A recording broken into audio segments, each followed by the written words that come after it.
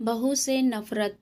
Mummy, मैं कह रहा हूँ ना, मैं मधु से ही शादी करूँगा, अन्यथा मैं जिंदगी भर कुंवारा रह जाऊँगा और यह मेरा अंतिम निर्णय है। अब इस विषय पर मैं आपसे आगे बहस नहीं करूँगा। तभी शिवम की मम्मी विनीता जी ने कहा, बेटा तू समझता क्यों नहीं है? हमने तेरे सामने मधु की जन्म कुंडली पंडित जी को दिखाई थी ना, और उन्होंने मधु की कुंडली में मांगलिक दोष बताया है। अब तू बता, सब कुछ पता होते हुए भी हम तेरी शादी एक मांगलिक लड़की से कैसे कर दें? तू जानता नहीं कि मांगलिक दोष वाले की जीवन साथी की मौत जल्दी हो जाया करती है। इसीलिए तुझे मैं समझा रही हूँ, तू भूल जा मधु को। विनीता जी ने शिवम को बहुत समझाया, पर शिवम का कहना था कि जब मैंने मधु से प्यार किया था, तब मैंने उसके साथ प्यार करते हुए जन्म कुंडली का मिलान नहीं किया था। ना ही मैं इन मिलानों को मानता हूँ। इसलिए अब बस मैं शादी करूँगा तो सिर्फ मधु से, और यह मेरा आखिरी फैसला है। आखिर विनीता जी को अपने बेटे की जिद के आगे झुकना पड़ा, और पंडित जी के द्वारा बताए अनुसार मधु के मंगल दोष को दूर करने के लिए शिवम के साथ शादी करने से पहले मधु की शादी एक पेड़ के साथ करवाई गई, और उसके बाद मधु ने शिवम से शादी करी।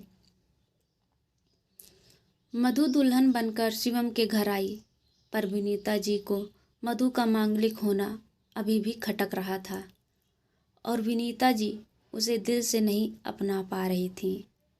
और घर में कुछ भी परेशानी आती तो उसका दोष मधु को ही दिया जाता। लेकिन मधु पढ़ी लिखी संस्कारी लड़की थी, और वह अपनी सासू माँ से मिले इन बेवजह आरोपों को अपने दिल से नहीं लगाती थी, और ऐसे ही ससुराल में उसके दिन कट रहे थे। एक दिन शिवम ऑफिस से जल्दी घर आ जाता है। तब विनीता जी ने उससे पूछा, बेटा आज जल्दी कैसे आ गया?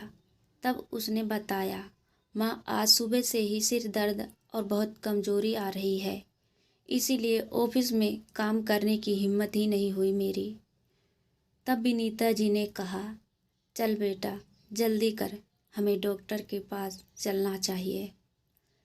तब शिवम और विनीता जी को डॉक्टर को दिखाने गए। डॉक्टर को दिखाने के बाद मालूम पड़ा कि शिवम को पीलिया हो गया है, और दोनों जैसे ही घर लौटे विनीता जी ने घर को सिर पर उठा लिया और कहने लगी, जब से यह लड़की हमारे घर में आई है, तब से हमारे घर में परेशानी और बीमारियां भी साथ में लेकर आई है। इसके कदम ही अशुभ हैं। अब देखो, इसका मांगलिक दोष हमारे बेटे पर भी असर करने लग गया है। कल को अगर मेरे बेटे को कुछ हो गया तो कौन जिम्मेदार होगा? तभी मधु ने कहा, मम्मी जी प्लीज़, और कितना नीचा दिखाएंगी मुझे? आज तक मैं चुप रही, क्योंकि पापा ने यही सिखाया था कि बड़ों के आगे ससुराल में जवाब मत देना, पर आज तो आपने हद ही कर दी है। अगर मैं आज नहीं बोली तो ज़िंदगी भर खुद को माफ़ नहीं कर पाऊंगी।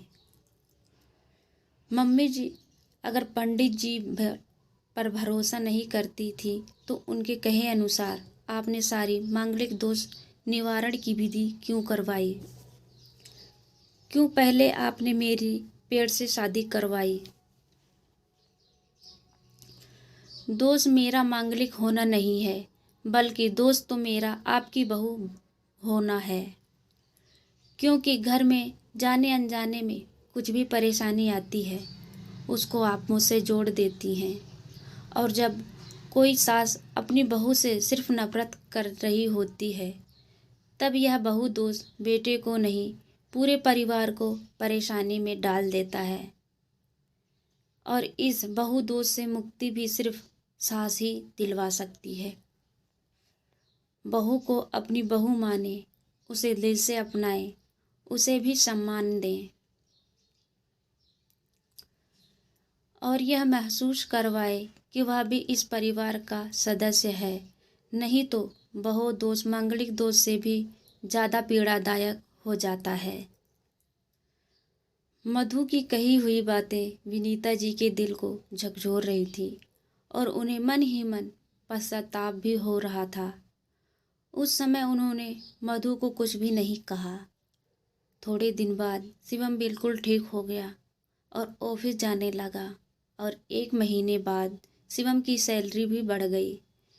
तब उसने घर आकर इसका श्रेय मधु को दिया। तो विनीता जी बोली, हाँ सही है बेटा, तू तो सारा श्रेय बहू को ही देगा। तेरी माँ का आशीर्वाद भी तो तेरी प्रगति के पीछे रहता था तेरे साथ। तू तो मुझे श्रेय देना ही भूल गया। तब शिवम ने कहा, माँ इस बार मधु का मांगलिक दोष मुझ पर और ना ही मेरी तरक्की पर नहीं लगा। और माँ जब हम पूरी परेशानियों का श्रेय मधु को देते हैं तो अच्छे कामों का भी श्रेय भी तो मधु को ही देना चाहिए। तो इसीलिए आज का सारा श्रेय मधु को जाता है, शिवम ने हंसते हुए कहा। तब मधु बोली, शिवम तो क्या तुम भी मुझे ऐसा ही समझते हो? तब शिवम ने कहा, नहीं मधु, बिल्कुल नहीं, बल्कि मैं तो माँ को यह समझाना चाह रहा हूँ कि सुख दुख हमारे जीवन का हिस्सा है और कभी जीवन में खुशियाँ आती हैं तो कभी गम भी आते हैं। इसके लिए हमें परिवार के सदस्य या अपनी बहू को दोष देना उचित नहीं है। तभी विनीता जी बोली, बेटा सही कह रहा है तू, और तेरी तरक्की ही बहुत है मुझे इस झूठे दोषों से बाहर निकालने के लिए।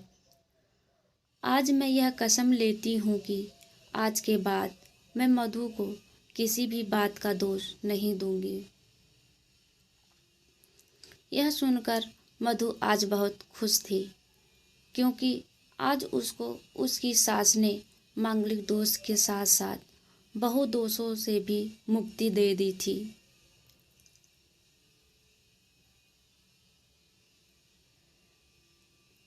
कहानी कैसी लगी हमें कमेंट करके ज़रूर बताएं। कहानी पसंद आई हो तो चैनल को लाइक शेयर और सब्सक्राइब करना ना भूलें।